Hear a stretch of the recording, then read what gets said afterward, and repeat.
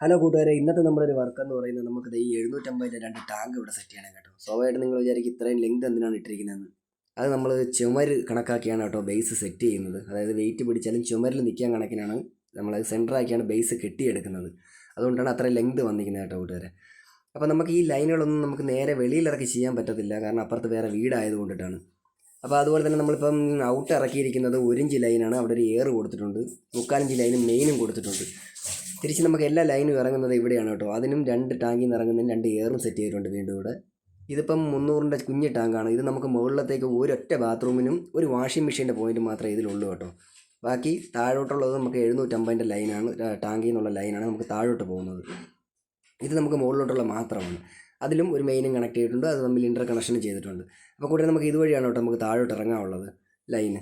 വേറെ നമുക്ക് മാർഗ്ഗമൊന്നുമില്ല താഴോട്ട് കൊണ്ടുപോകാൻ. ഇത് കണ്ടില്ലേ കൂട്ടുകാരെ, നമ്മൾ തട്ട് ഹോൾ അടിച്ചത് ഇങ്ങനെയാണ് നമ്മൾ ലൈന് താഴോട്ട് ഇറക്കിയിട്ടുള്ളത്.